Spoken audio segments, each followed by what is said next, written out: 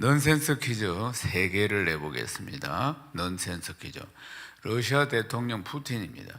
푸틴이 15살이 되었을 때 그때는 이름이 뭐였을까요? 피푸틴입니다. 1시간 동안 웃었어요. 자, 절대 화를 내지 않는 과일은 뭘까요? 무화과입니다. 무화과. 마지막이에요. 성탄절 크리스마스에 팔지 않는 음식은 뭘까요? 울면 안 돼. 울면. 잘하시네요. 네, 성경 말씀도 이만큼 알았으면 좋겠어요.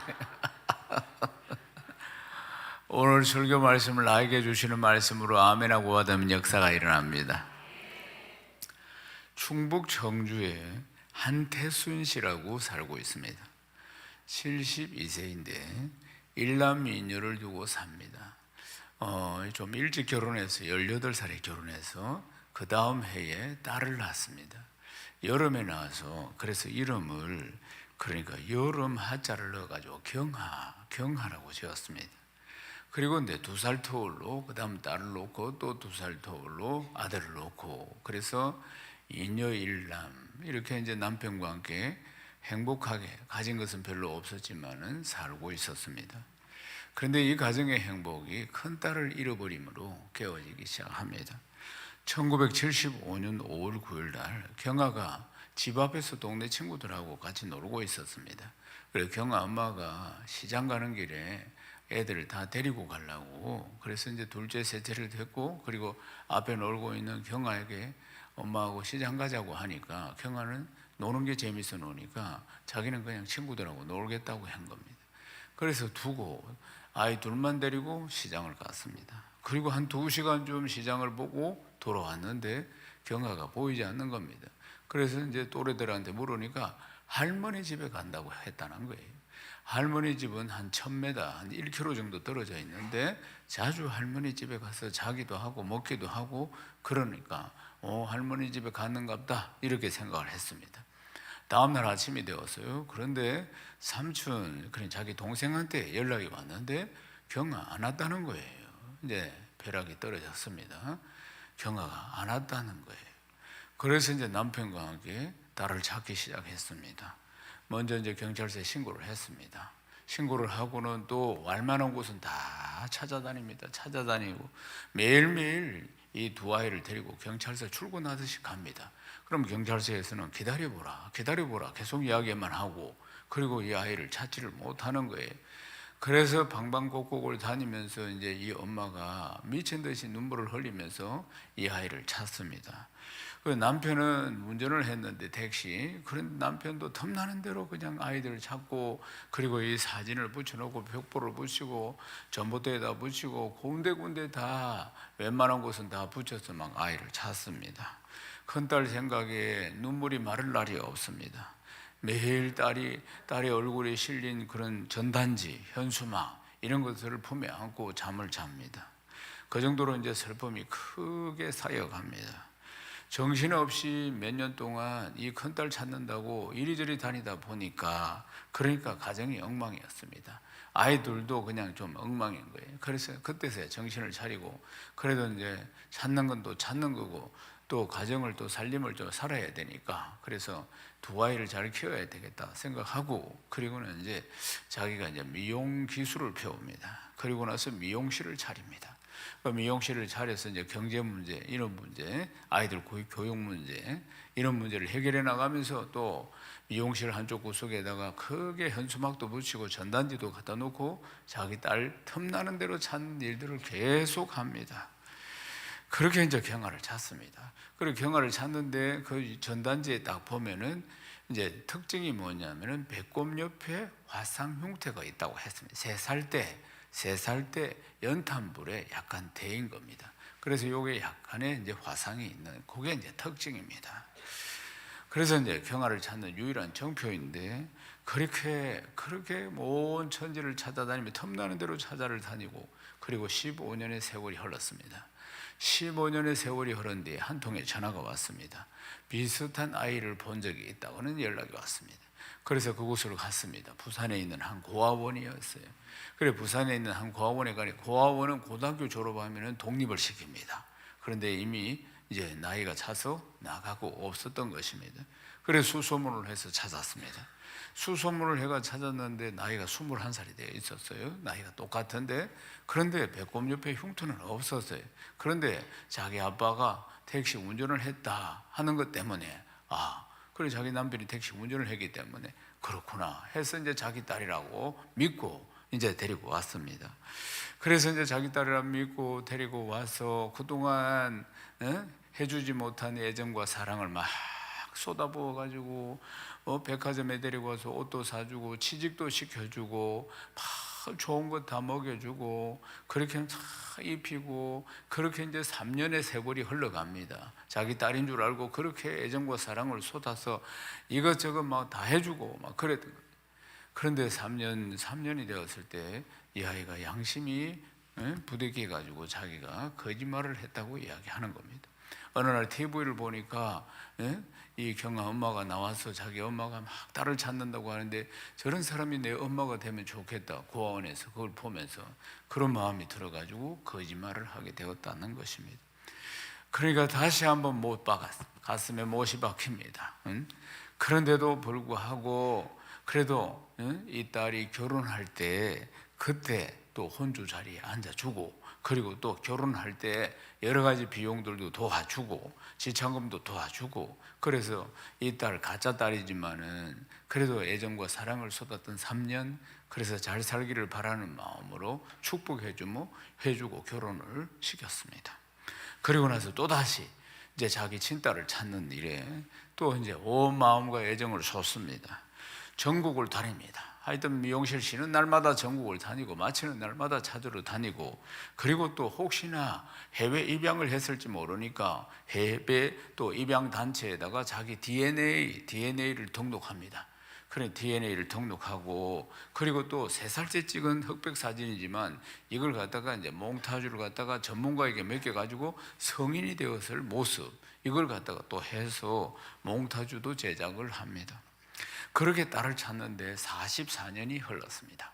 44년이 흘렀는데 2019년 10월에 한 씨와 이 엄마와 유전자가 90% 이상 일치하는 해외 입양인이 있다고 통보가 왔습니다.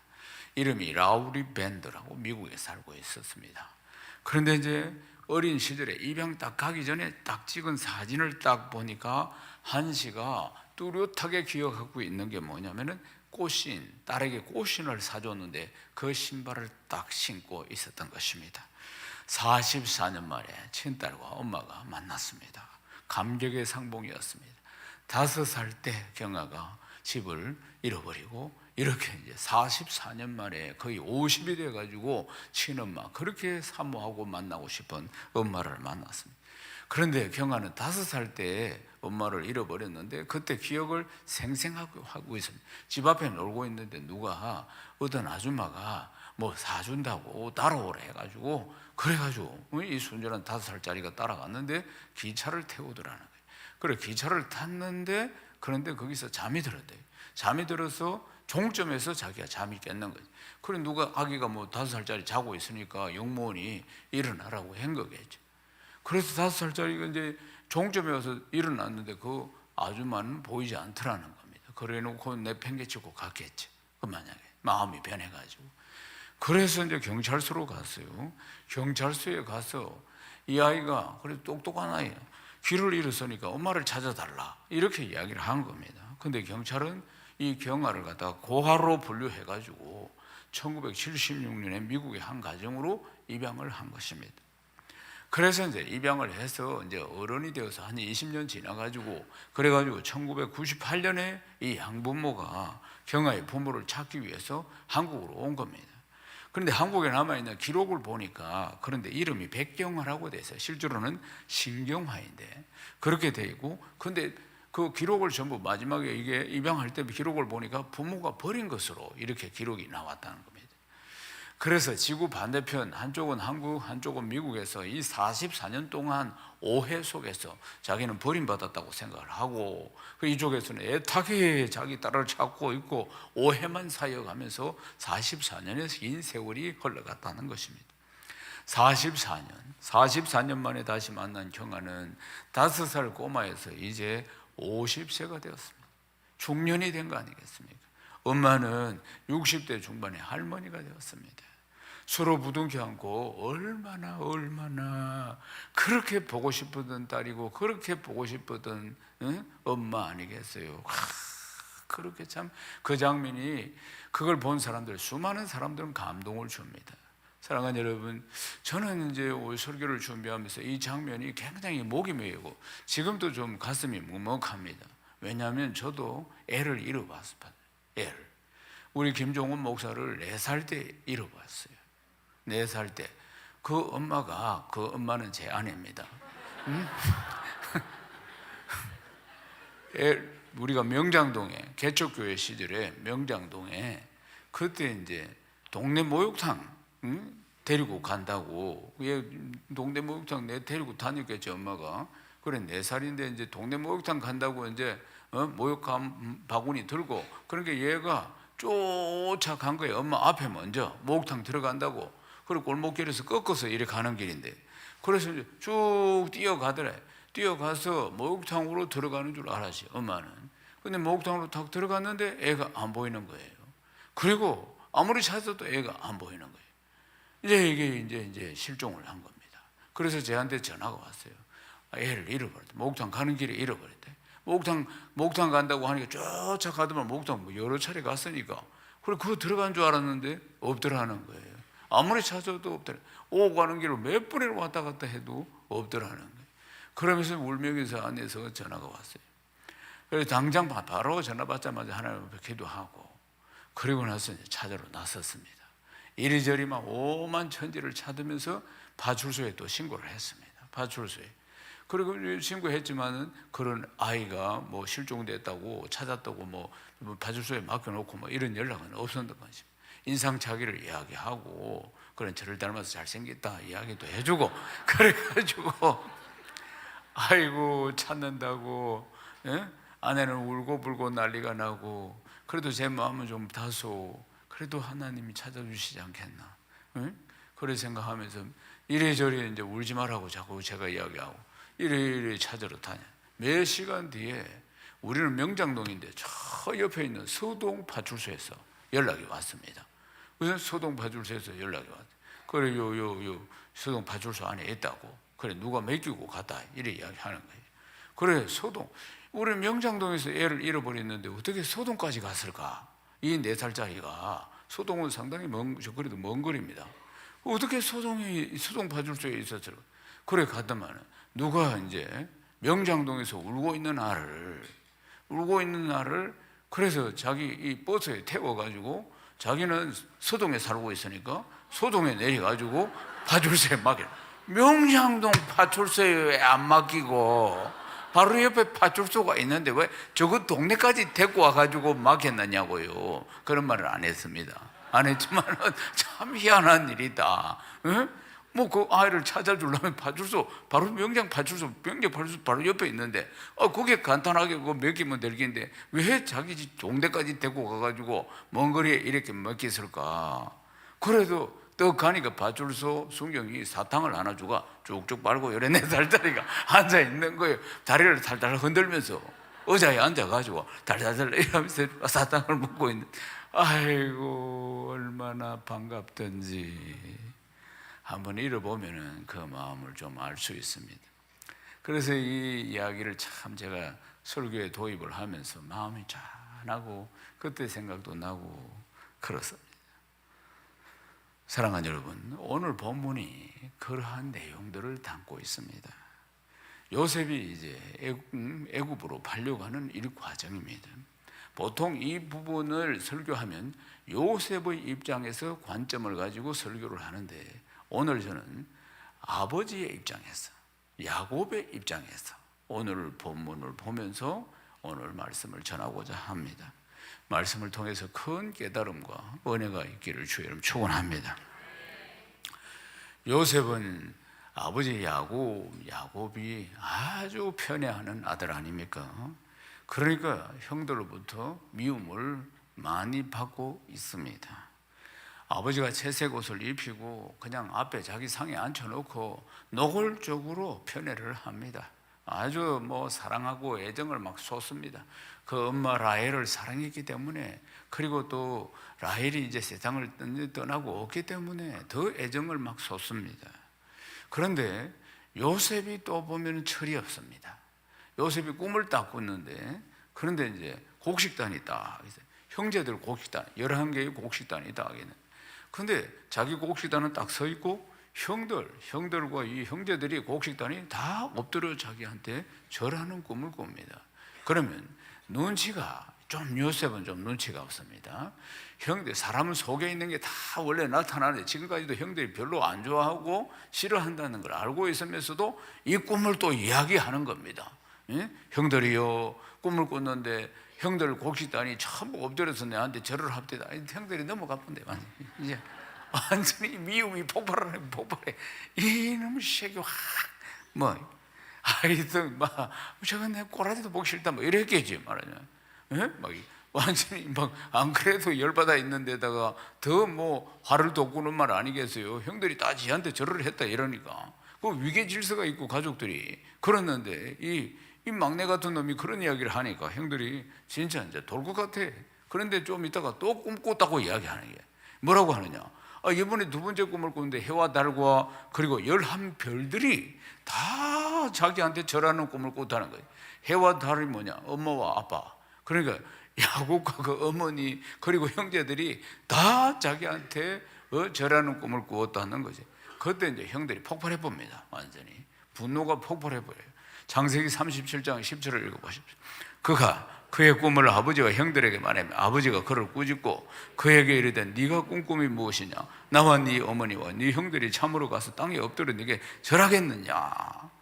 이제 두 번이나 다 형들이 다 절하는 것이고, 두 번째 꿈은 부모도 절하는 꿈이라 그 말입니다. 그러니까 형들이 붕괴를 해가지고 난리를 하고 씩씩거리고 이러니까 기분 나빠가지고 얼마나 기분 나쁘겠어요. 동생한테 절한다, 동생을 섬긴다, 이게 말이 되느냐? 안 그래도 이 밉상인데 더 밉상스러운 짓을 하는 것이에요. 그러니까 야곱이 이걸 딱 보고 꾸짖습니다. 요셉을 향해서 꾸짖어요. 그런 창세기 37장 11절 읽어봅시다. 그의 형들을 시기하되 그 아버지는 그 말을 간직해 두었더라. 그러니까 이제 야곱이 야, 네가 꾼 꿈이 무엇이냐? 그 꿈이 나와 그리고 네 어머니 그리고 네 형들이 다 네 앞에 엎드려 가지고 절하겠느냐? 그런 이야기를 하지 마라. 그 아버지가 질책을 합니다. 질책을 이게 이제 위계 질서를 깨뜨리는 이야기니까. 그 당시에는 이 고대 사회의 위계 질서가 얼마나 뚜렷합니까? 그런데 이 완전히 반란이지. 지가 꿈이 그 형들이 기분 나빠하니까 그런 소리 하지 마라 하면서 꾸짖지만은 그 아버지는 그 말을 속에 간직하고 있었다. 아버지의 마음이겠지. 보면은 그래 하면서 이제 한편으로는 이 가정의 질서를 잡아야 되니까, 그러니까 요셉을 꾸짖었지만은 그 이야기를 마음에 두었다 하는 이야기입니다. 그래서 이제 요셉은 하나님이 어떻게 하시려고 하시는가? 믿음의 사람 야곱은 그 이야기를 그냥 넘기지 않았다는 사실입니다. 요셉을 향해서 가정의 평안을 위해서 책망하는 말을 했지만은 한편으로는 요셉의 꿈이 두 번이나 하나님의 꿈으로 보여주셨기 때문에 요셉의 미래를 하나님이 어떻게 하실 것인가 하는 것에 대한 마음들이 있었다는 사실입니다. 그러니까 그게 기대하는 마음이지. 이 아들에 대한 기대하는 마음이었어. 요셉은 노년의 이 아들을 이제 야곱이 얻었고, 사랑하는 아내, 누구보다 사랑하는 라헬의 아들이고, 그거 외에도 이제 요셉에 대한 기대, 요셉에 대한 사랑, 이 마음이 가득했던 것입니다. 사랑하는 여러분, 요셉은 지금 현재 모습이 어떻습니까? 참 철이 없다, 이렇게 보죠. 생각이 참 짧다, 이렇게 생각할 수도 있습니다. 우리 인생이 다 그렇지 않습니까? 부족하지 않는 사람이 어디 있겠습니까? 요셉만 부족합니까? 그 아버지 야곱도 참으로 부족한 사람이었고, 그 위에 아버지 이삭도 부족한 사람이었고, 아브라함도 부족한 사람이었고, 여기 인생에 기록들이 많이 있지만 온전한 사람이 누가 있습니까? 하나님 마음에 합하다고 했던 다윗도 부족한 사람이었고, 아브라함의 하나님, 이삭의 하나님, 야곱의 하나님으로 불리워지는 이 인물들이 다 부족한 사람이었음을 볼 수가 있습니다. 실수도 많았고. 사랑하는 여러분, 그런데 이렇게 부족하고 요셉을 보십시오. 이렇게 철이 없는데도 불구하고 하나님은 변함없이 사랑하십니다. 항상 그렇다는 사실 아니겠습니까? 이제 요셉을 미워하는 형들, 야곱의 기대와는 다르게 요셉을 그 형들이 아주 정말 죽일 듯이 미워합니다. 이제 이런 일이 생겼습니다. 이제 형들이, 이들은 육모민이기 때문에, 그래서 이들이 다 이 야곱의 아들들이 이 양떼들을 몰고 양을 치다가 어디로 갔느냐 하면은 세겜이라는 지역으로 갔습니다. 양을 치러 세겜을, 이들은 지금 헤브론 골짜기에 살고 있는데 세겜까지는 한 100km 정도가 떨어졌습니다. 그래서 양들을 이제 먹이면서 이동하다 보니까 세겜까지 가게 된 것이에요. 세겜은 역사가 있는 곳입니다. 세겜은 디나 사건이 일어난 곳입니다. 그 딸 디나가 강간을 당한 곳이고, 그리고 그 복수를 하기 위해서 야곱의 아들들이 그 족속들을 다 죽인 곳이고, 그러니까 여기는 원한이 서려 있는 곳이라 그 말입니다. 그래서 세월이 좀 흘렸지만은 그러나 야곱이 걱정이 되는 겁니다. 그러니까 야곱이 걱정이, 그 지역 사람들이 이들을 어떻게 대할까? 자기 아들들에 대한 분명히 원한이 서려 있는 곳이고 서로 죽고 죽였다 이 말이에요. 그러니까 이런 곳에 또 이 아들들은 또 어떤 마음을 가지고 있을까? 이런 부분이 아버지 입장에서 상당히 걱정이 되는 겁니다. 세겜으로 안 갔으면 좋겠는데 세겜에 풀이 많고 뭐 양떼들을 먹이기 좋으니까 그쪽까지 100km나 떨어진 곳까지 갔다는 것이, 그래서 야곱이 고민이 되는 것입니다. 그래서 이 문제가 아직도 남아 있을 것인데 이게 이제 어떤 문제가 또 터질까? 이런 문제 때문에 큰 또 전쟁이나 일어나지 않을까? 아들들이 문제를 봉변을 당하지 않을까? 이런 걱정 때문에 요셉에게 형들이 잘 있는가 좀 알아보고 오너라 하고 심부름을 시키게 됩니다. 창세기 37장 13절입니다. 이스라엘이 요셉에게 이르되 네 형들이 세겜에서 양을 치지 아니하느냐? 너를 그들에게 보내리라. 요셉이 아버지에게 대답하되 내가 그리하겠나이다. 요셉을 보십시오. 요셉은 노골적으로 형들이 두 번 꿈을 이야기하고 나서 노골적으로 형들이 자기를 미워한다는 것을, 정말 죽일 정도로 미워한다는 사실을 알고 있습니다. 그런데도 아버지가 형들 잘 있는지 한번 가보고 오느라 하니까 네 그러하겠습니다, 이렇게 순종을 하는 겁니다. 세겜이 바로 옆집도 아니고 100km나, 그 당시에 낙타를 타고 다니는데 100km나 떨어진 곳입니다. 형들이 미워하는데, 그래서 저 혹시 또 말이지 세겜이라는 데 가가 형들한테 얻어맞을 줄도 모르고 하도 미워하니까, 그러니까 그런데도 불구하고 순종하는 모습을 볼 수 있습니다. 아브라함도 순종하고, 부족해도 순종하고, 그러니까 이삭도 순종하고, 야곱도 순종하고, 이 지금 요셉도 부족하지만, 다 부족하지만 철없이 막 이런 이야기가 형들이 화를 돋구고 하는 생각이 짧은 사람이기도 하지만, 그러나 한쪽에서는 순종하는 모습들, 이 순종하는 모습들을 볼 수가 있습니다. 형들에게 가는 길은 그렇게 100km를 가는 길이 순탄치는 않습니다. 창세기 37장 15절을 읽겠습니다. 어떤 사람이 그를 만난즉 그가 들에서 방황하는지라 그 사람이 그에게 물어 이르되 네가 무엇을 찾느냐? 세겜이 어디 뭐 요만한 동네도 아니고 넓은 지역이래. 세겜이라는 지역이, 세겜의 형들이 양떼들을 몰고 양치로 갔다고 하는데, 그래 세겜에 도착하니까 안 보이는 거예요. 이쪽으로 갔는가 해서 한참 가봐도 없고, 이쪽으로 갔는가 한참 가봐도 없고, 그러니까 한참 가봐도 없고 이렇게 찾아다니고 있으니까 어떤 사람이 그를 본 거예요. 그래서 이제 그 사람이 묻습니다. 뭘 찾느냐? 이래 물어봅니다. 그러니까 요셉이 그 사람을 찾은 게 아니고, 이 사람이, 지금 성경에 나오는 이 사람이 이리 갔다 저리 갔다 하고 있는 요셉을 발견하고 뭘 찾느냐 이렇게 물어보는 겁니다. 여기서 요셉이 돌아갈 수 있는 국리를 낼 수도 있습니다. 깨를 낼 수도 있다. 여기까지 세겜까지 왔는데 없더라. 예? 그래서 돌아가서 아버지한테 없습니다. 뭐 도저히 찾을 수가 없습니다. 세겜까지 갔으니까. 그래서 세겜에서 이리저리 찾아도 안 보이니까 그렇게 해도 될 만한 법입니다. 그런데 그렇게 하지 않습니다. 끝까지 순종하는 요셉의 모습을 볼 수가 있습니다. 창세기 37장 17절 읽어봅시다. 그 사람이 이르되 그들이 여기서 떠났느니라. 내가 그들의 말을 들으니 도단으로 가자 하니라. 요셉이 그 형의 뒤를 따라가서 도단에서 그들을 만난지라. 또 도단은 좀 더 먼 곳입니다. 근데 이 사람이 그들이 도단으로 간다더라. 도단으로 가. 그래서 요셉은 다시 도단으로 갑니다. 그래서 도단에서 형들이 다 양을 치고 있는데 형들이 딱 보니까 요셉이 오는 겁니다. 저 멀리서 요셉이 오는 것입니다. 요셉이 오는 것을 보고 형들이 즉시 이런 대화를 합니다. 창세기 37장 18절에서 20절을 읽겠습니다. 요셉이 그들에게 가까이 오기 전에 그들이 요셉을 멀리서 보고 죽이기를 꾀하여 서로 이르되 꿈꾸는 자가 오는도다. 자, 그를 죽여 한 구덩이에 던지고 우리가 말하기를 악한 짐승이 그를 잡아먹었다 하자. 그 꿈이 어떻게 되는지 우리가 볼 것이니라 하는지라. 그러니까 꿈꾸는 자가 온다. 조롱하는 겁니다. 꿈 이야기를 2번씩이나 해가지고 형들 화를 돋아놓으니까 꿈꾸는 자가 온다. 조롱하는 소리예요. 조롱한다. 예? 조롱하는 이야기입니다. 그리고는 어떻게 하냐? 죽이자. 그렇게 이야기하는. 죽여가지고 저 구덩이에 던지자. 그리고는 악한 짐승이 잡아먹었다고 아버지한테 보고하자. 그 꿈이 어떻게 되는지 보자. 이렇게 이야기합니다. 꿈이 끝난다 이 말이죠. 자기들이 그래서 말도 안 되는 꿈이다 말이죠. 꿈 때문에 이제 지금 시기가 일어난 겁니다. 그래서 멀리서 요셉이 보이니까 형들이 하는 이야기는 시기 질투가 이만큼 올라가지고 죽여버리자, 죽여. 그렇게 이야기한 겁니다.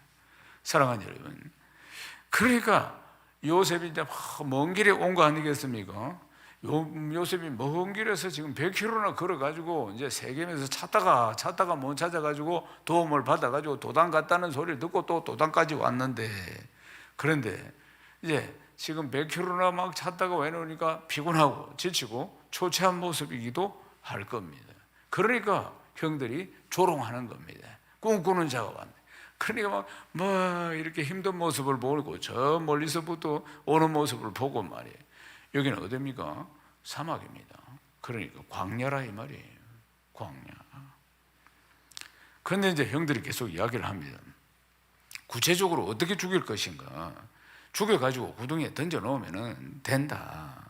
그러니까 또 이제 그리고 나서 악한 짐승이 잡아먹었다고 아버지한테는 그렇게 보고를 하자. 얼마나 동생이 미웠으면 형들이 다 이런 이야기를 하고 했느냐 그 말입니다. 이 문제를 발생시킨 사람이 누굽니까? 또 야곱입니다. 이 아들만 편애를 했기 때문에 그렇지. 그렇게 눈앞에 진짜 많이 너무 미우니까 지금 이제 죽이자고 이야기를 하는데, 그런데 그 중에서도 르우벤이 중재에 났습니다. 창세기 37장 21절에서 22절을 읽겠습니다. 르우벤이 듣고 요셉을 그들의 손에서 구원하려야 우리가 그의 생명을 해치지 말자. 르우벤이 또 그들에게 이르되 피를 흘리지 말라. 그를 광야 그 구덩이에 던지고 손을 그에게 대지 말라 하니 그가 요셉을 그들의 손에서 구출하여 그 아버지에게로 돌려보내려 함이라. 르우벤이 그래도 조금 선한 사람이었어요. 그래서 죽여서 구덩이에 던져 넣자 이랬는데 그러지 말고 구덩이에 넣어버려라. 구덩이에 넣어버리면은 그러면 뭐 짐승이 와서 잡아먹든지 지가 굶어 죽든지 그래야 안 되겠나. 우리 손에 피를 흘리지 말자. 르우벤의 생각은 뭐냐? 그래 놓고 살려놓고 구덩이에 넣고 나중에 틈을 봐가지고 탈출을 시키려고 살리려고 하는 그 생각이었던 것입니다. 그래 르우벤은 그 생각을 가지고 죽여서 구덩이에 던지지 말고 산채로 그냥 구덩이에 넣어라. 그래 놓으면 뭐 죽든지 살든지 많이 일어나겠나. 그렇게 생각합니다. 짐승이 오겠죠. 그래 놓으면은 밤에 그러죠. 그 해치겠지. 나중에는 뭐 구덩이에 올라오지도 못하는데 깊은 구덩이에. 근데 어떻게 하든지 그 사이에 살려보려고 하는 르우벤의 생각이었어요. 근데 르우벤이 잠시 자리를 비운 사이에 유다가 또 다른 제안을 합니다. 형제들에게 동생을 죽이고 그 피를 우리 손에 묻힌들 우리가 무슨 유익이 있겠느냐 그러면서 지금 실크로드를 따라 그냥 캐러반 상인들이 지금 지나가는 겁니다. 상인들이 저기 보이거든. 낙타 상인들이. 그러니까 저기 팔아버리자. 우리 손에 피를 묻히지 말고 저기 팔아버려. 그래 이야기를 합니다. 그래서 그래 하자. 그래가 요셉을 노예로 팔아버린 겁니다. 노예로. 그래서 이제 요셉이 애굽으로 팔려가게 된 것입니다. 그리고는 형들은 순념소 피를 요셉의 옷에다 발라가지고 그래가지고 그 아버지 앞에 야곱에게 가져옵니다. 우리가 이걸 발견했다. 그러니까 이미 짐승에게 먹히고 우리가 오다가 이걸 발견했다고 아버지한테 거짓말을 하는 것입니다. 야곱이 그 옷을 푸는 순간에 요셉이 맞다. 요셉이 이 악한 짐승에게 잡아먹혔구나 하고 통곡을 합니다. 큰 슬픔에 잡힙니다. 창세기 37장 33절에서 35절을 읽겠습니다. 아버지가 그것을 알아보고 이르되 내 아들의 옷이라 악한 짐승이 그를 잡아먹었도다. 요셉이 분명히 찢겼도다 하고 자기 옷을 찢고 굵은 배로 허리를 묶고 오랫도록 그 아들을 위하여 애통하니 그의 모든 자녀가 위로하되 그가 위로를 받지 아니하여 이르되 내가 슬퍼하며 수월로 내려가 아들에게로 가리라 하고 그 아버지가 그를 위하여 울었더라. 이제 야곱은 이제 굵은 배로 허리를 묶고 오랫도록 그 아들을 위해서 애통해 했대. 그래서 모든 자녀들이 위로했지만 그 위로를 받지 않았습니다. 그냥 내 너무 슬퍼서 수월로 저 밑에 수월로 내려가 아들에게로 가리라. 저 세상에 있는 아들에게로 내가 갈란다. 그러면서 울었다. 오랜 시간 동안 통곡을 하며 그 슬픔에 잠긴 야곱의 모습을 볼 수가 있습니다. 사랑하는 여러분, 사랑하는 아들 요셉을 잃은 야곱의 애통함이 정말 절통한 거 아니겠습니까? 하늘이 무너지는 것 같았을 것이에요. 그런데 어떻느냐?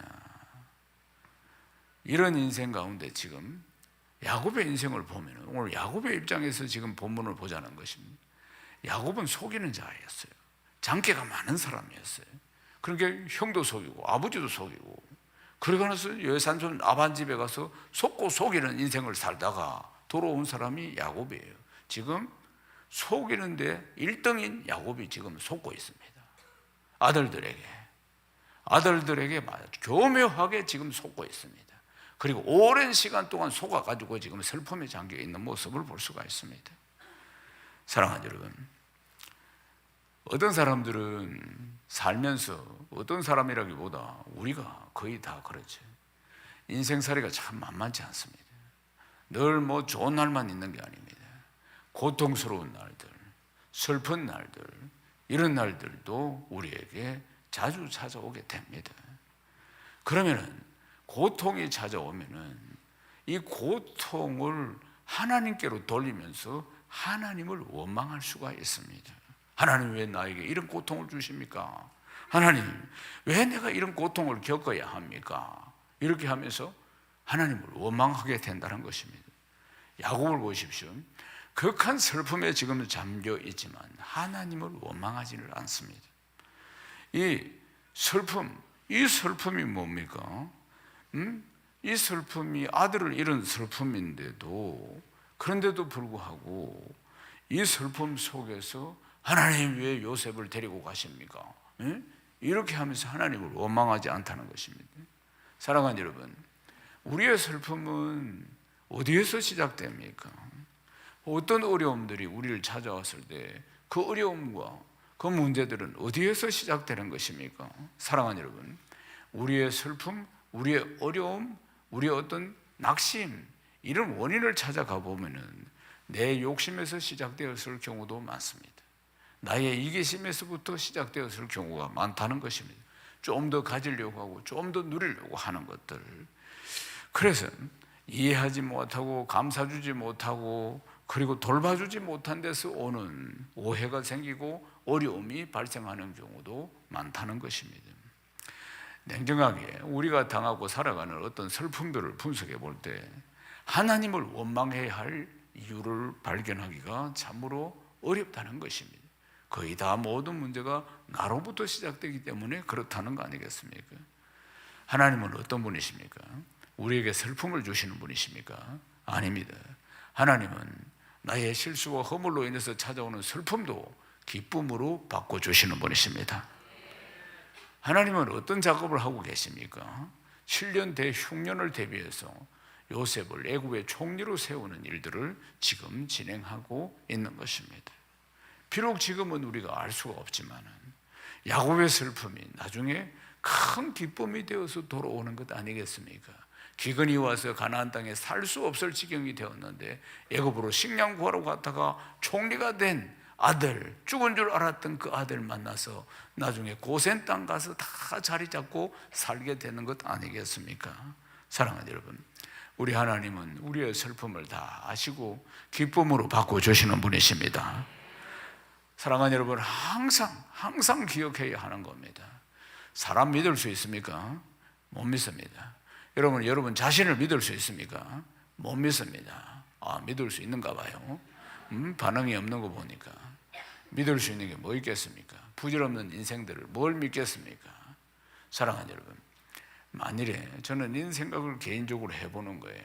인생을 살면서 믿을 수 있는 게 아무것도 없다. 실제로는 그런 일들이 발생하면 항상 사람에 대한 실망, 어떤 약속에 대한 실망, 낙심 이런 것들이 찾아오면은, 하나님에 대한 원망이 찾아오면은 하나님의 신뢰가 깨어집니다. 하나님의 신뢰가 깨어진다고요. 원망하는데 어떻게 신뢰를 할 수 있습니까?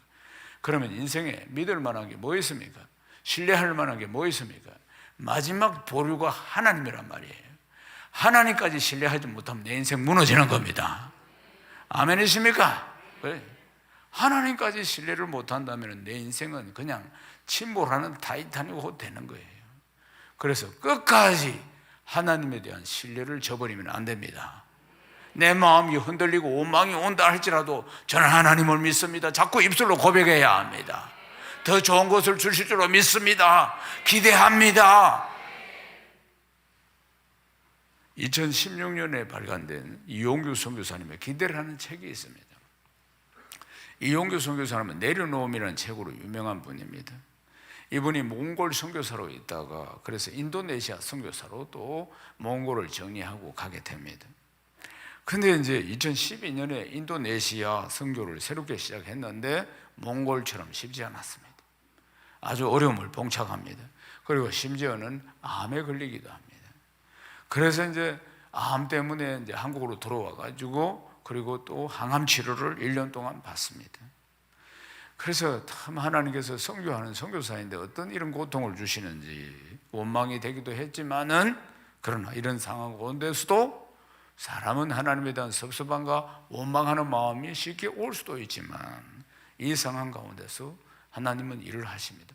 꼼짝도 안 하던 인도네시아 사람들이 선교사가 극한 이런 건강의 위험이 찾아오게 되니까 그들이 기도도 안 하던 사람이 선교사님을 위해서 기도하기 시작하고, 선교사님의 건강을 위해서 기도하기 시작하더니 그들이 기도를 통해서 하나님을 만나고 하나님을 신뢰하고 복음의 능력이 나타나고 복음의 뿌리가 깊이 내리는 일들이 일어나게 된 것입니다. 사랑하는 여러분, 책의 내용이 바로 그런 내용입니다. 하나님께서 우리에게 원하시는 것은 절망이 아니고 하나님에 대한 기대입니다. 항상 하나님을 기대해야 합니다. 하나님 우리를 원하시는 것은 어려움이 아니고 일하시는 하나님을 신뢰하는 것입니다. 일하시는 하나님을 신뢰하는 것입니다. 내 삶이 어려워지고 불편해진다고 해서 그 소망을 결코 잃어서는 안 된다는 것입니다.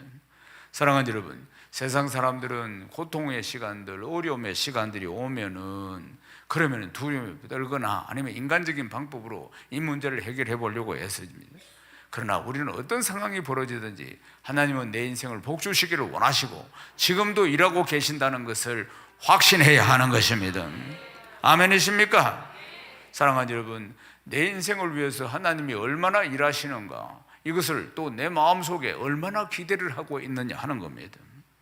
하나님께서 나를 위해서 복주시기 위해서 얼마나 일을 하고 계시는가, 또 얼마만큼 기대를 하고 있는 것입니다. 사랑하는 로마서 8장 28절에 하나님을 사랑하는 자에게는 모든 것이 합력해서 선을 이루게 하십니다. 슬픔이 기쁨으로 바뀌게 하시는 분이십니다. 소망이 없는 자에게 소망을 주시는 하나님이십니다. 야곱이 큰 슬픔에 빠졌습니다. 그 슬픔이 야곱을 완전히 사로잡습니다. 그러나 그럴 때에도 야곱은 슬픔에 사로잡혀 있는 그 시간에도 하나님은 하나님의 일을 하고 계시는 것입니다. 야곱에게 복 주시기 위한 일들을 진행하고 계시는 하나님 아니십니까? 사랑하는 여러분, 우리는 고난 가운데, 근심 가운데, 슬픔 가운데 빠져 있을 때 그것이 우리 마음을 다 사로잡습니다. 사로잡아서 우리는 극한 슬픔 속에서 어떻게 할 바를 모르고 살아가고 있으나 좋으신 하나님은 나에게 더 좋은 것을 주시고자 일을 진행하고 계시는 것입니다. 사랑하는 여러분, 그러니까 아무것도 염려할 필요가 없습니다. 우리 주님이 계시기 때문인 것입니다. 빌립보서 4장 6절 말씀을 큰 소리로 읽어보십시다. 아무것도 염려하지 말고 다만 모든 일에 기도와 간구로 너희 구할 것을 감사함으로 하나님께 아뢰라. 아멘. 한 번 더 읽어봅시다. 아무것도 염려하지 말고 다만 모든 일에 기도와 간구로 너희 구할 것을 감사함으로 하나님께 아뢰라. 아멘. 한 번 더 읽어봅시다. 아무것도 염려하지 말고 다만 모든 일에 기도와 간구로 너희 구할 것을 감사함으로 하나님께 아뢰라. 하나님께 아뢰라. 사랑하는 여러분, 우리가 기도한다는 것은 하나님을 기대한다는 것이에요. 기대하기 때문에 기도하는 것입니다. 하나님을 신뢰한다는 게 뭡니까? 기도하는 것이 하나님을 신뢰하는 것입니다. 하나님이 그래서 우리의 기도를 기뻐하시는 것입니다. 야곱의 슬픔을 큰 기쁨으로, 우리는 성경의 내용을 앞뒤를 알기 때문에 큰 기쁨으로 변화시켜 주시는 분이 좋으신 우리 하나님 아니십니까? 사랑하는 여러분, 우리의 환난과 시련과 슬픔도 역시 마찬가지입니다. 다 아시는 하나님께서 그것을 모두 기쁨으로 바꾸어 주실 줄로 믿습니다. 아무것도 염려하지 말고 다만 모든 일에 기도와 간구로 너희 구할 것을 감사함으로 하나님께 아뢰는 복된 성도 다 되시기를 주님의 이름으로 축원합니다. 축원합니다. 하나님께 영광입니다.